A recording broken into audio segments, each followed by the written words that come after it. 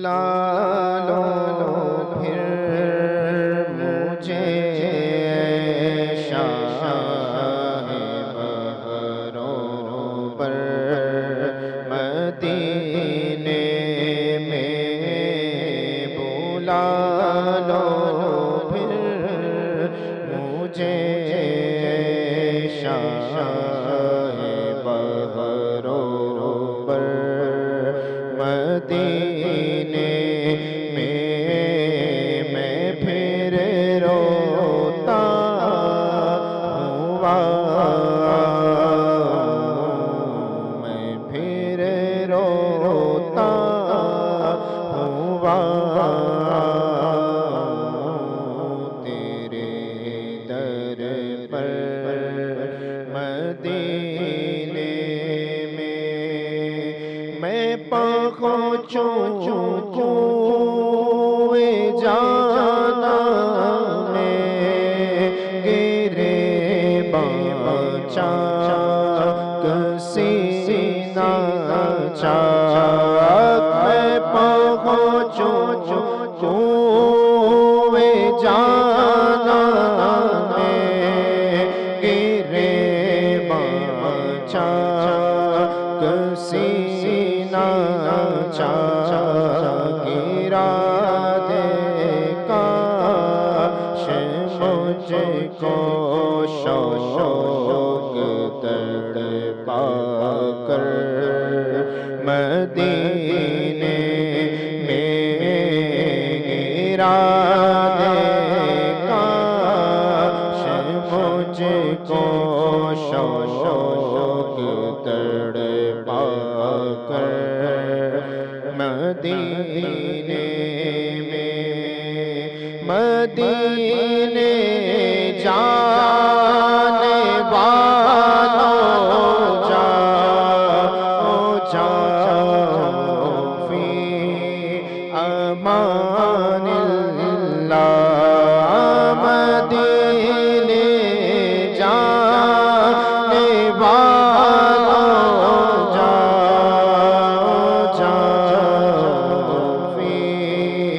امان اللہ کبھی تو اپنا بھی لگ جائے گا بستر مدینے میں کبھی تو اپنا بھی لگ جائے گا بستر مدینے میں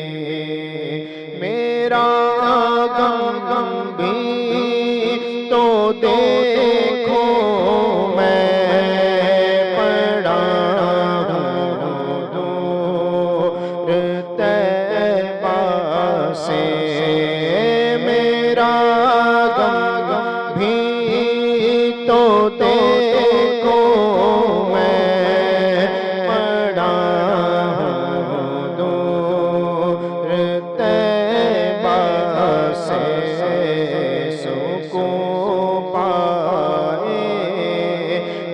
بس میرا دل مضطر مدینے میں سکون پائے گا بس میرا دل مضطر مدینے میں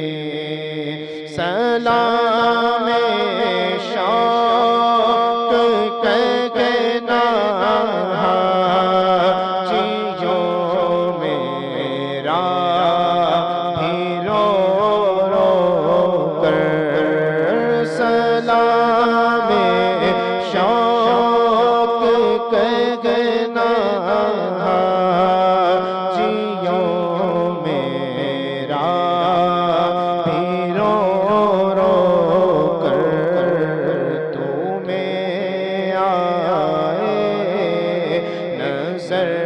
جب روزہ انور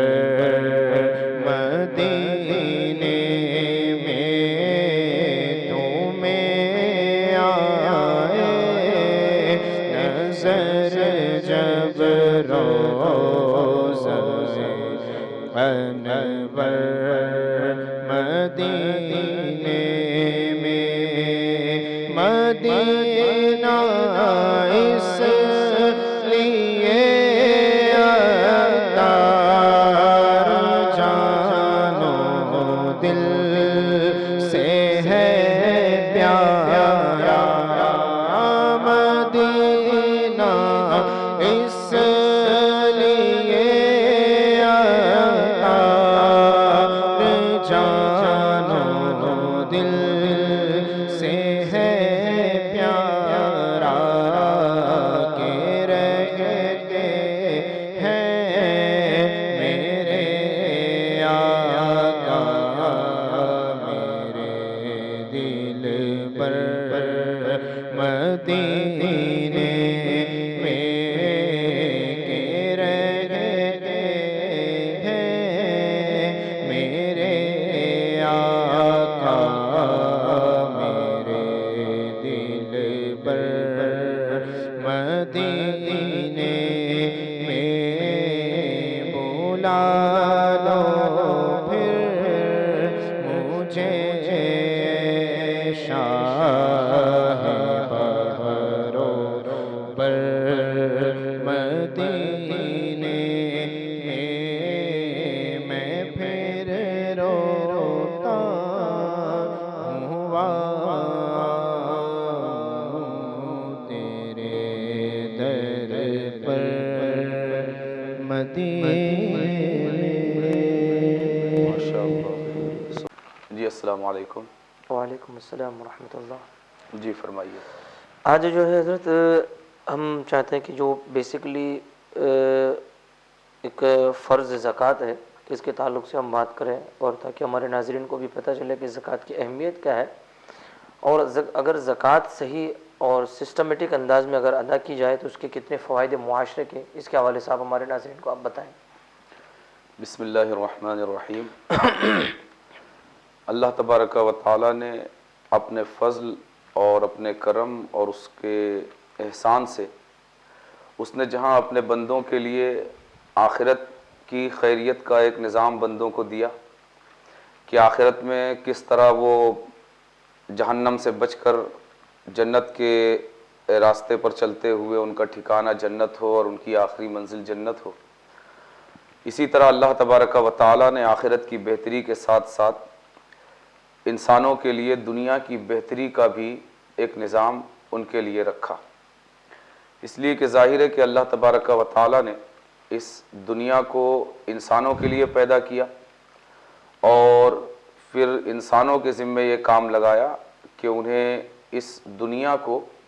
آباد کرنا ہے اور آباد رکھنا ہے، اور پھر اس میں یہ ذمہ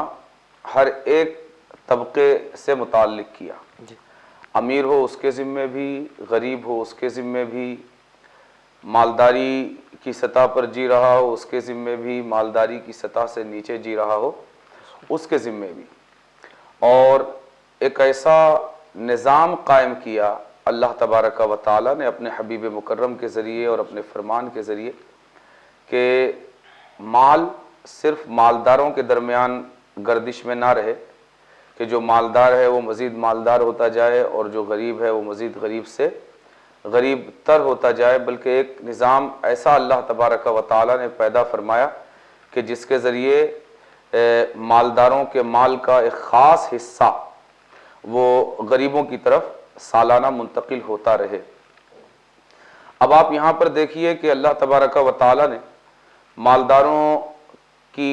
کا مال یہ غریبوں کی طرف منتقل ہوتا رہے، اس کے لیے چند طریقے اللہ تبارک و تعالیٰ نے مقرر کیے، اور ان چند طریقوں میں اللہ تبارک و تعالیٰ نے ایک طریقہ فرض قرار دے دیا کہ اب یہاں پہنچ کر اگر تم اس کے نیچے کے دوسرے طریقوں کو اپنا کر اگر تمہارا دل مال کے حوالے سے اتنا بخیل ہو گیا، اتنا شحیح ہو گیا کہ دوسرے دیگر طریقوں سے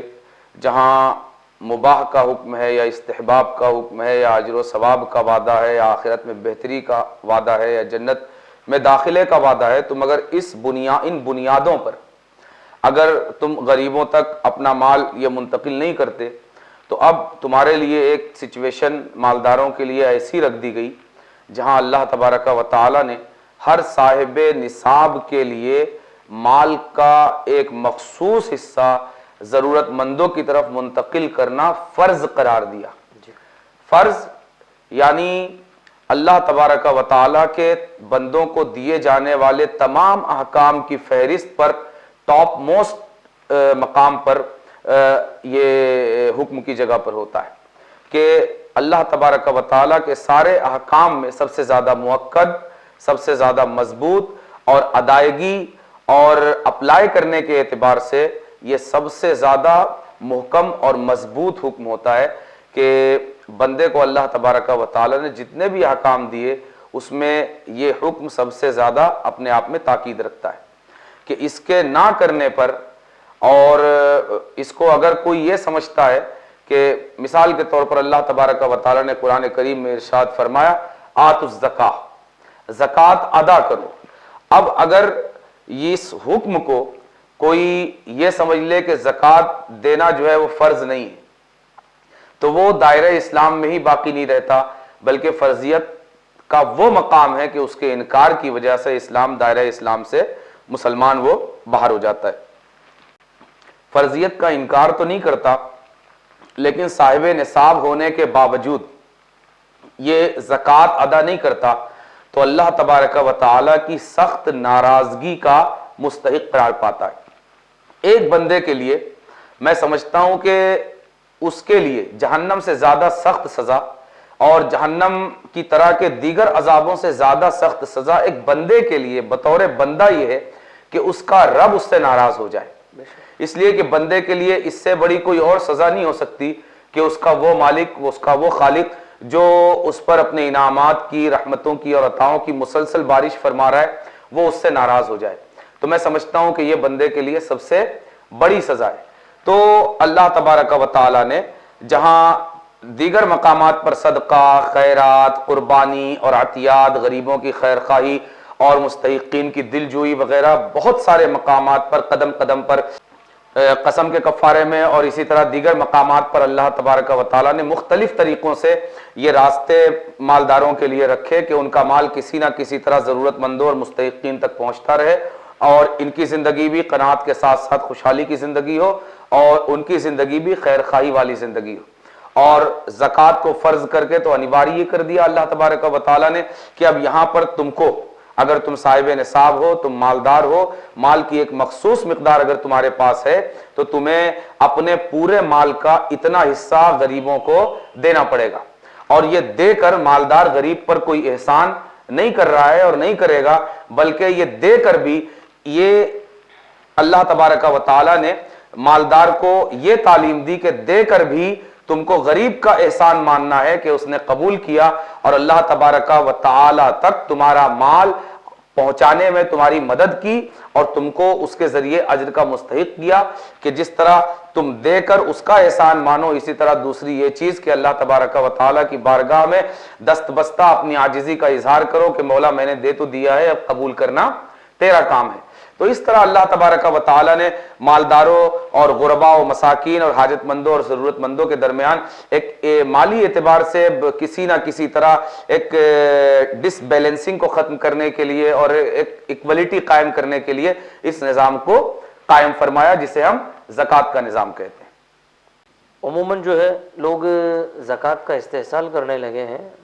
اور کرپشن بہت زیادہ ہے، تو اس کا کیا حل ہو سکتا ہے کہ صحیح مستحقین تک جو ہے وہ زکوٰۃ کا فنڈ پہنچ جائے؟ جی، استحصال اور کرپشن زکوٰۃ میں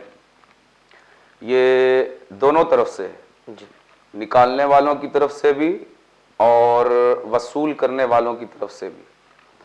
تو ظاہر ہے کہ آپ، مجھ کو لگتا ہے کہ صرف ایک پہلو کے تعلق سے سوال کرنا چاہتے ہیں، لینے والوں کے تعلق سے، لیکن میں چاہتا ہوں کہ دونوں حوالوں سے گفتگو ہو جائے، دونوں حوالے سے، اس لیے کہ مال جو ہے یہ مالداروں کا نہیں ہے۔ اس کانسیپٹ کو ہمیں صحیح کرنا چاہیے، ہمارے ہر طبقے کو اس میں اس اپنے مفہوم کی تصحیح کرنا چاہیے، غلط فہمی کی اصلاح کرنی چاہیے کہ مال کے ہم مالک حقیقت میں نہیں ہیں، بلکہ فرمایا المال مال اللہ، بے شک کہ مال یہ اللہ کا مال ہے، تو حقیقت میں مال کا مالک جو ہے وہ اللہ ہے، جس طرح ہمارا مالک اللہ ہے۔ تو ہم جب زکوٰۃ اس کی مرضی اور اس کے حکم کے مطابق نہیں نکالتے تو یہ بھی کرپشن ہے۔ تو جس طرح زکوٰۃ کو صحیح طریقے سے وصول کر مستحقین تک صحیح طریقے سے نہ پہنچانا یہ کرپشن ہے، اسی طرح مال کی زکوٰۃ صحیح طریقے سے نہ نکالنا یہ بھی کیا ہے؟ کرپشن ہے۔ بلکہ پہلا کرپشن یہ ہے، اور اس کے نتیجے میں دوسرا کرپشن وہ ہے کہ جب مال اللہ تبارک و تعالی کا ہے اور مال کی زکوٰۃ نکالنے کا حکم بھی اس کا ہے، اور جو حصہ نکالا جا رہا ہے بیسیکلی جب ایک صاحب مال، ایک مالدار کو جب رب پر ایمان ہوگا اور اس کا ایمان اس پر بھی ہوگا کہ مال یہ اللہ کا ہے، میں بھی اپنے مولا کی ملکیت میں ہوں اور میرا مال بھی میرے مولا کی ملکیت ہے، تو کبھی بھی اللہ تبارک و تعالی کی چیز ہے تو جب وہ اپنی چیز کا کسی اور کو دینے کا حکم دے رہا ہے تو یہ اس میں کسی طرح کی کوتاہی اور آناکانی نہیں کرے گا، چہ جائے کہ رب نے اپنے کرم سے اس کو دیا 100%، لیکن جب غریبوں اور مستحقین تک پہنچانے کی بات آئی تو اللہ تبارک و تعالی نے غریبوں کو ادا کرنے کا حکم دیا صرف 2.5%۔ آپ 100% اور 2.5% کے درمیان آپ تفاوت دیکھیے کہ کتنا بعید ہے اور کتنی دوری ہے، لیکن اس کے باوجود اگر اللہ سے ہم 100% لیں اور اس کے غریب بندوں کو اگر ہم 2.5% بھی نہ دیں تو مجھ کو یہ بتائیے کیا ہمارا یہ منہ ہے کہ ہم اللہ تبارک و تعالیٰ سے 100% لینے کی امید رکھیں اور اس سے مانگنے کی کوشش کریں؟ نہیں۔ اگر اللہ نے آپ پر یہ احسان کیا ہے کہ اس نے اپنے کرم سے آپ کو 100% دیا ہے، اور صرف آپ کو نہیں دیا بلکہ آپ یوں سمجھیے کہ اس نے جو 100% آپ کو دیا ہے اس میں اس نے آپ کو ان کا حصہ بھی دے دیا جو اس کے غریب اور مستحق بندے، اور آپ کو اس نے یہ کرامت بخشی، یہ عزت بخشی کہ وہ آپ کے دروازے پہ آ کر ہاتھ پھیلائیں، آپ کو ان کے دروازے پر ہاتھ پھیلانے والا نہیں بنایا۔ تو آپ کو یہ مزید دوڑ کر اور سبقت کر کے غریبوں تک ان کا حق پہنچانا چاہیے کہ اللہ نے ان کا حق آپ کے پاس رکھا ہے۔ تو اللہ نے جب آپ کو 100% دیا اور اس میں سے 2.5% فرض کے طور پر اور کچھ اور اگر آپ دینا چاہتے ہیں تو وہ استحباب کے طور پر، پسندیدگی کے طور پر اللہ تبارک و تعالیٰ چاہتا ہے کہ وہ آپ غریبوں کی طرف منتقل کریں، تو اگر آپ کے اندر واقعی بندگی کا احساس ہے تو آپ کو تو غریبوں کو بلا بلا کر نہیں بلکہ ان کے دروازے تک پہنچ کر ان کی امداد، ان کی اعانت اور ان کا حق ان تک پہنچانے کی ضرورت ہے، اس لیے کہ یہ آپ ان پر دے کر احسان نہیں کر رہے بلکہ ان کا وہ حق ہے آپ کے پاس جو آپ ان کا حق ادا کر رہے ہیں، اور آپ کو پتا ہے کہ حق کی ادائیگی یہ احسان نہیں ہوا کرتی، بلکہ آپ ان کو جتنا دے رہے ہیں ان کا حق ہونے کے باوجود آپ اللہ سے اس کے بدلے بھی جو وصول رہے ہیں وہ اس سے کہیں زیادہ ہے جو آپ غریبوں کو دے رہے ہیں، اس لیے کہ آپ غریبوں کو اپنے 100% کا صرف جو ہے 2.5% دے رہے ہیں، مگر اللہ تبارک و تعالیٰ اس 2.5% زکوٰۃ کی ادائیگی کے عوض میں آپ کو آخرت میں جو عطا فرما رہا ہے، آپ کی قبر میں جو عطا فرمائے گا اور برزخی زندگی میں اور آخرت میں جو عطا فرمائے گا آپ اس کا اندازہ نہیں لگا سکتے، اس لیے کہ آپ تو ایک کاؤنٹیبل پرسنٹ دے رہے ہیں نا کہ 2.5% دے رہے ہیں، مگر اللہ کی شان یہ ہے ان اللہ یرزق من یشاء بغیر حساب کہ اللہ تبارک و تعالیٰ گن کر نہیں دیتا کہ 2% دے رہا ہے کہ 2.5% دے رہا ہے، بلکہ وہ جسے چاہتا ہے بے حساب عطا فرماتا ہے۔ تو اگر بے حساب چاہیے آپ کو دنیا میں بھی اور آخرت میں بھی تو آپ احسان جتا کر نہیں بلکہ پوری ایمانداری کے ساتھ اللہ تبارک و تعالیٰ نے آپ کو جو مال دیا ہے اس کا 2.5% خوش دلی کے ساتھ اور یہ سوچ کر کہ میں لینے والے پر احسان نہیں کر رہا ہوں بلکہ لینے والا لے کر مجھ پر احسان کر رہا ہے کہ وہ اللہ تبارک و تعالیٰ کا قاصد بن کر اور میری طرف سے واسطہ بن کر میرا مال بارگاہ الہی تک پہنچا رہا ہے، اور اس کے بدلے اللہ کی بارگاہ سے مجھے جو عطا ہوگا میں اس کا محتاج ہوں دنیا میں بھی اور آخرت میں بھی، اور یہ میرے مولا کا بھی احسان ہے کہ اس نے مجھے دینے والا بنایا، اور لینے والے کا بھی احسان ہے کہ اس نے قبول کر کے میرا مال آخرت تک ٹرانسفر کر دیا اور اس کو اس کرنسی میں کنورٹ کر دیا جو کرنسی آخرت میں میرے کام آئے گی۔ ٹھیک ہے؟ یہ ایک پہلو کے کرپشن پر گفتگو ہوئی. اب دوسرا پہلو کرپشن کا یہ ہے کہ مالدار سے جب زکوٰۃ لی جاتی ہے تو اس زکوٰۃ کے لینے میں نت نئے حربے جو ہے وہ استعمال کیے جاتے ہیں. یہ تو کرپشن کا ایک پہلو ہوا. کرپشن کا دوسرا پہلو یہ ہے کہ جب زکوٰۃ لینے کے لیے کوئی پہنچتا ہے تو بہت ایسا بھی ہوتا ہے کہ وہ زکوٰۃ کا مستحق نہیں ہے مگر اپنے آپ کو زکوٰۃ کا مستحق قرار دیتا ہے. اور زکوٰۃ کا مستحق نہ ہو کر زکوٰۃ کا مستحق اپنے آپ کو سمجھ کر زکوٰۃ لینے کے لیے پہنچ جانا، یہ دو بنیادوں پر ہوتا ہے. ایک تو یہ کہ اس کو اس کا علم نہیں ہے کہ میں مستحق زکوٰۃ کا کب ہوں گا اور زکوٰۃ کا مستحق کب نہیں ہوگا. دوسری وجہ یہ ہے کہ یہ اللہ تبارک و تعالی کی نافرمانی پر اتنا جری ہے اور اتنا جسارت مند ہے کہ اسے یہ پتا ہے کہ میں مستحق نہیں ہوں، لیکن اس کے باوجود اس معاملے کو دنیا تک ختم ہونے والا معاملہ سمجھ کر پیسے مل رہے ہیں تو لے کیوں نہیں لیا جائے. تو یہ دو بنیادیں. ایک بنیاد تو یہ ہے کہ مثال کے طور پر ہمارے معاشرے میں یہ ہے کہ اگر کوئی یتیم ہے تو وہ زکوٰۃ لے سکتا ہے، یا کوئی بیوہ ہے تو وہ زکوٰۃ لے سکتا ہے، یا کسی کی بچی کی شادی ہے تو وہ زکوٰۃ لے سکتی ہے، یا کوئی بہت بوڑھا ہے وہ زکوٰۃ لے سکتا ہے، یا کوئی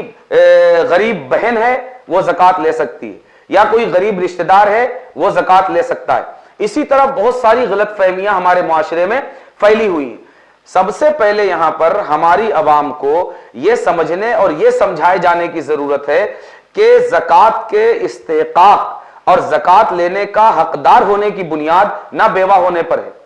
نہ یتیم ہونے پر ہے، نہ غیر شادی شدہ ہونے پر ہے، نہ شادی کی تیاری کے سسٹم پر ہے، اور نہ ہی اسی طرح بڑھاپے پر ہے، اور نہ ہی اس طرح کی دیگر چیزوں پر ہے. بلکہ زکوٰۃ کا حقدار ہونے کی بنیاد اس پر ہے کہ اللہ تبارک و تعالی نے نصاب کی ایک مقدار جو متعین فرمائی ہے، آپ اس کے مالک ہیں یا نہیں، اس کی تمام شرائط کے ساتھ. مثال کے طور پر آپ کے پاس 7.5 تولہ سونا ہے یا نہیں، یا 52.5 تولہ چاندی ہے یا نہیں، یا 52.5 تولہ چاندی جتنے پیسے میں لی جا سکتی ہے اتنا کیش ہے یا نہیں، یا اتنے کا مال تجارت آپ کے پاس ہے یا نہیں، یا سونا چاندی کیش مال تجارت مل کر یہ ایک اتنی رقم بنتی ہے یعنی کہ جس میں کیا کہتے ہیں کہ 52.5 تولہ چاندی آ جائے. اور پھر اتنی رقم مہیا ہونے کے بعد اس پر حولان حول یعنی سال گزرا ہے یا نہیں.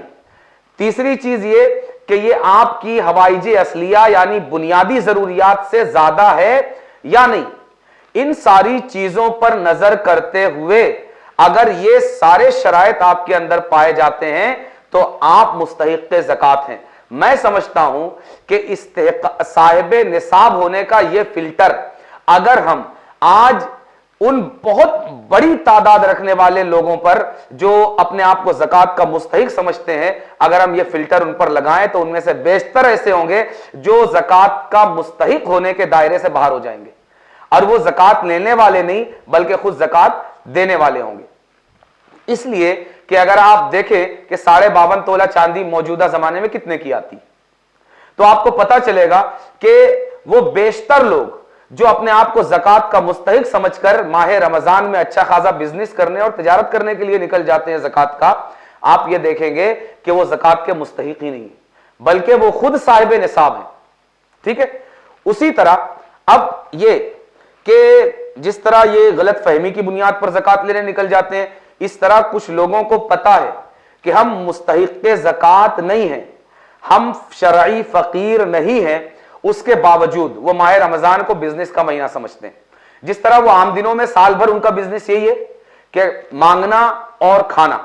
یعنی لوگوں کی بڑی بڑی بلڈنگیں ہیں، بزنس چل رہے ہیں، سسٹم چل رہے ہیں، بڑی بڑی زمینیں ہیں جس پر وہ زراعت کر رہے ہیں، کھیتی باڑیاں کر رہے ہیں، لیکن اس کے باوجود انہوں نے مانگنے اور کھانے کو ایک بزنس کے طور پر اور ایک تجارت کے طور پر رکھا ہوا ہے، اور وہ سال کے 12 مہینے ڈیلی وہ دکان دکان مکان مکان گھر گھر کارخانے کارخانے ہر آدمی سے کے سامنے اپنا دستے سوال دراز کر کے مانگنا فخر محسوس کرتے ہیں، اور اسی پر ان کا گزارا ہے، اور یہی ان کی تجارت ہے اور یہی ان کا بزنس ہے. تو یہ بہت زیادہ جرأت اور جسارت کی بات ہے کہ آپ سال بھر اس ذلت پر اپنے آپ کو پیش کر رہے ہیں، خود بھی آپ اپنی بدنامی کر رہے ہیں اور اپنے حلیے کے ذریعے، اپنے سراپا کے ذریعے، اپنے ظاہر کے ذریعے مسلمان قوم کو بھی بدنام کر رہے ہیں، اور جس مذہب سے یعنی مذہب اسلام سے آپ جڑے ہوئے ہیں آپ اس کو بھی بدنام کر رہے ہیں۔ مزید یہ کہ رمضان میں خاص کر جو ضرورت مندوں کی خیر خواہی کا مہینہ ہے اور مستحقین تک فرضیت زکوٰۃ کو پہنچانے اور اس کی ادائیگی کا ذریعہ ہے، آپ اس میں رکاوٹ بن رہے ہیں، اور وہ مال جو مستحقین تک پہنچنا چاہیے وہ سفید پوش لوگ جو اپنی عزت نفس کی وجہ سے اور اسلام کی عزت کی وجہ سے یہ دستے سوال دراز نہیں کرتے جبکہ وہ حقیقت میں ضرورت مند ہے، یہ لوگ ان کے راستے میں رکاوٹ بن کر ان تک مال نہ پہنچنے کا ذریعہ بنتے ہیں، اور اس سے پہلے کہ مال ان تک پہنچے یہ راستے ہی میں اس پر ڈاکہ ڈال کر اس مال کو ہڑپ لیتے ہیں، اور حقیقت میں جو ضرورت مند ہے اور جس کا حصہ ہے یہ ان تک نہیں پہنچ پاتا۔ اور اس طرح اگر آپ غور کریں گے تو کرپشن کی زکوٰۃ کے حوالے سے بہت ساری صورتیں، اس لیے کہ عام دنوں میں بھی جہاں مال کی بات آ جاتی ہے تو پھر اچھوں کی امانت داریاں اور دیانت داریاں یہ رفو چکر ہو جاتی ہیں۔ اسی طرح رمضان میں جہاں یکمشت ایک بڑی رقم ہاتھ آ رہی ہے تو پھر یہاں پر بہت سارے لوگوں کے پیر جو ہے وہ قدم ڈگمگا جاتے ہیں اور پھسل جاتے ہیں۔ آپ دیکھیے کہ بہت سارے وہ مدارس جن کے ذریعے حقیقت میں دین کا کوئی کام نہیں ہو رہا ہے، بلکہ آپ ایسے بہت سارے مدارس دیکھیں گے اور آپ ہر سال دیکھیں گے کہ بہت ساری رسید بکیں چیک کرنے والے جب چیک کرتے ہیں، ان مدارس کا پتہ لگانے کی کوشش کرتے ہیں تو دنیا میں وہ مدارس پیدا ہی نہیں ہوئے ہوتے ہیں جن کا نام لے لے کر اور جن کی عمارتیں دکھا دکھا کر اور رسیدیں دکھا دکھا کر سالوں سے چندے وصول کیے جا رہے ہیں۔ تو یہاں پر ہم کو ان چیزوں پر قدغن لگانا یہ ضروری ہے۔ وہیں پر ہم کو یہ بھی ذہن میں رکھنا ضروری ہے کہ ہم زکوٰۃ جو ہے وہ انہی اداروں کو دیں یا انہی لوگوں کو دیں جنہیں ہم بہتر طریقے سے جانتے ہیں، اور جنہیں ہم نہیں جانتے وہاں پر اگر ہم زکوٰۃ دیں گے تو ظاہر ہے کہ ہماری زکوٰۃ یہ دھوکے میں رہے گی، اور ہمیشہ اس کا خدشہ لگا رہے گا کہ آپ کی زکوٰۃ اس شخص کے ذریعے پہنچ بھی رہی ہے یا نہیں۔ بلکہ ہمارے سامنے تو اس شہر میں رہتے ہوئے ایسے بہت سارے واقعات آئے، ہم نے یہاں تک دیکھا کہ زکوٰۃ وصولنے والا جب کسی ادارے کے لیے زکوٰۃ وصولنے کے لیے نکلا تو جب رمضان کے بعد زکوٰۃ وصول کر مدرسے میں وہ واپس آیا تو اس نے اپنا خرچہ اتنا نکال دیا کہ زکوٰۃ کی کوئی رقم مدرسے کو حاصل نہیں ہو سکی، الٹا مدرسے کے منتظمین کو اسے اور مدرسے سے لے کر اس کے اخراجات میں دینا پڑا۔ تو اگر اس طرح سے زکوٰۃ کی وصولی ہوگی اور اس طرح اگر زکوٰۃ کی ادائیگی کرنے والے زکوٰۃ کو ادا کریں گے تو پھر الامان والحفیظ اور اللہ ہی نگہبان ہے، اس لیے کہ جو مقصد زکوٰۃ کی فرضیت کا یہاں پر ہے کہ ایک ایکولیٹی اور ایک بیلنسنگ پیدا ہو، ظاہر ہے کہ جہاں وہ زکوٰۃ کا مال پہنچنا چاہیے مستحقین تک جب وہاں تک نہیں پہنچے گا اور بیچ میں کوئی اور ہاتھ مار کر اسے لے اڑے گا تو پھر وہ ان بیلنسنگ جو آج ہمارے یہاں دیکھنے میں آ رہی ہے وہ دیکھنے میں آتی رہے گی اور کبھی یہ ان بیلنسنگ ختم نہیں ہوگی۔ اور زکوٰۃ کی وہ اہمیت جو ہماری معاشرتی زندگی کے حوالے سے دیکھنے میں آنی چاہیے، ہمیں کبھی اس کا معاشرتی فائدہ، معاشی فائدہ اور اسی طرح غریب مسلمانوں کی خوشحالی کے حوالے سے جو اس کے فوائد نظر آنے چاہیے ہمیں وہ کبھی نظر نہیں آئیں گے۔ بہت سے لوگ جو ہے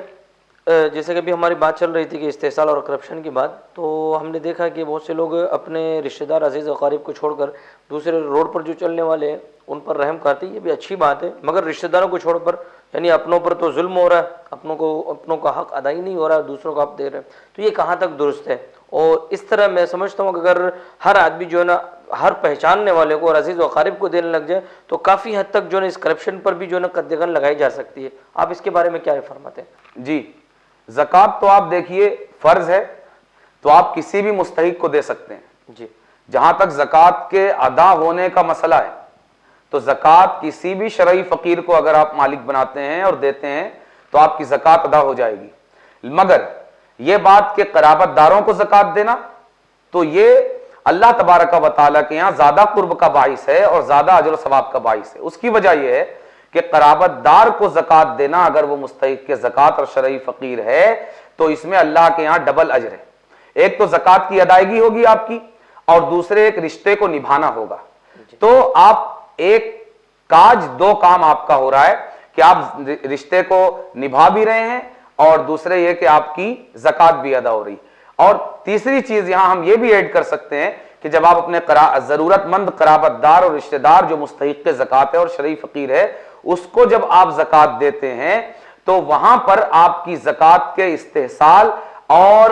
غیر ضروری استعمال یعنی زکوٰۃ کے حوالے سے جو کرپشن کا اندیشہ ہے وہ پیدا نہیں ہوتا، بلکہ آپ کو بھی یہ اطمینان ہوتا ہے کہ میں نے زکوٰۃ جہاں دی ہے صحیح جگہ دی ہے اور اس کا استعمال بھی صحیح ہوگا. اس لیے کوشش ہمیں کرنی چاہیے کہ ہم قرابت داروں کو، اپنے رشتہ داروں کو اگر اس لائن میں، اس فہرست میں اگر کوئی مستحق زکوٰۃ ہے، شرعی فقیر ہے، ضرورت مند ہے تو انہیں اولین پوزیشن پر ہمیں رکھنا چاہیے اور انہیں ہم اپنی فہرست میں کیا کہتے ہیں کہ اول درجے پر رکھنا چاہیے تاکہ ہم زکوٰۃ کی ادائیگی جہاں کر رہے ہوں وہیں قرابت کے تقاضوں کو بھی پورا کر رہے ہوں اور اللہ تبارک و تعالیٰ کی بارگاہ میں جہاں ہم اس راستے سے زکوٰۃ کی ادائیگی کے اجر کے مستحق ہو رہے ہوں وہیں قرابت داری کے نبھانے کا ثواب اور اجر بھی اس کی بارگاہ سے ہمیں حاصل ہو رہا ہو اور ساتھ ہی ساتھ ہمارا دل بھی مطمئن ہو کہ ہماری اس زکوٰۃ کی ادائیگی میں کرپشن اور اس کا استحصال نہیں ہوگا بلکہ یہ صحیح جگہ گئی اور اس کا استعمال بھی صحیح ہوگا. ہمارے معاشرے میں بہت سے ایسے غریب بھی پائے جاتے ہیں جو کہ مستحق زکوٰۃ ہیں شرعی اعتبار سے مگر وہ زکوٰۃ لینے کو عیب سمجھتے ہیں، تو پھر ایسے لوگوں کے تعلق سے شریعت مطہرہ کیا حکم دیتی ہے؟ جی عام طور سے یہ معاملہ جو ہے نا قرابت دار جو مستحقین زکوٰۃ ہیں یا رشتہ دار مستحقین زکوٰۃ ہے یہ ان کے درمیان یہ چیز زیادہ پائی جاتی ہے کہ وہ مستحق ہونے کے باوجود بھی وہ لینا جو ہے وہ پسند نہیں کرتے اور ایک تو یہ ہے کہ لینا پسند نہیں کرتے اوپر سے اس کو عیب سمجھتے ہیں اور کوئی اچھوت چیز سمجھتے ہیں زکوٰۃ کو. تو میں اس مقام پر یہ عرض کرنا چاہوں گا کہ سب سے پہلے تو انہیں یہ سمجھنا چاہیے کہ اگر وہ مستحق زکوٰۃ ہیں واقعی تو لینے میں کوئی مذائقہ نہیں ہے، اس لیے کہ اللہ تبارک و تعالیٰ نے ان کے لیے یہ دروازہ کھولا ہوا ہے اور جب اللہ نے دروازہ کھولا ہے تو آپ اس سے ایک قدم آگے بڑھ کر کوئی فیصلہ دینے سے پہلے آپ یہ سوچئے کہ جب اللہ نے اس دروازے کو کھولا ہے تو آپ کیوں اس کو اپنے آپ پر بند کر رہے ہیں. دوسری چیز یہ کہ زکوٰۃ یہ ہمارے یہاں جو کہا جاتا ہے کہ مال کا میل ہے تو یہ اس کے لیے ہے جو زکوٰۃ نکال رہا ہے لیکن جو مستحق زکوٰۃ ہے وہ جب اس زکوٰۃ کو قبول کرتا ہے اور زکوٰۃ لیتا ہے تو اس کی اپنی پسینے کی کمائی اور اس زکوٰۃ کے مال میں کوئی فرق نہیں ہوتا بلکہ اس کے پسینے کی کمائی جس طرح اس کے لیے حلال اور طیب ہوتی ہے، پاک اور صاف اور پاکیزہ ہوتی ہے، اسی طرح یہ زکوٰۃ کا مال بھی اس مستحق کے لیے پاکیزہ، صاف ستھرا اور کیا کہتے ہیں کہ اس کی حلال اور پسینے کی کمائی ہی کی طرح کا مال ہوتا ہے. اس لیے اسے اس مال کو اچھوت اور گندا اور پست سمجھ کر نہ لینے کے بجائے وہ اس کو قبول کرے،